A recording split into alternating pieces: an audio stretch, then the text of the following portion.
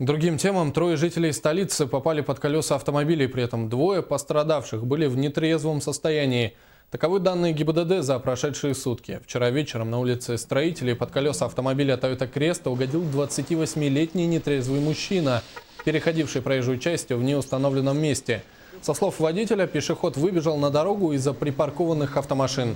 Еще один наезд произошел на 6-м километре Покровского тракта. Женщина, управляя автомобилем Suzuki Swift, на пешеходном переходе сбила мужчину. Пострадавший также был пьян.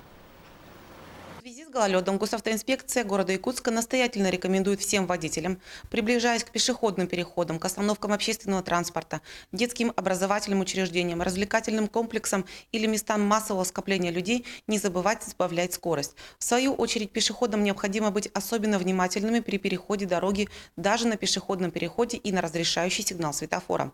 На улице не стоит пользоваться наушниками с громкой музыкой и нужно внимательно слушать звуки улицы, снимать капюшон, закрывающий обзор, пользоваться светоотражателями, которые делают пешехода заметнее на проезжей части.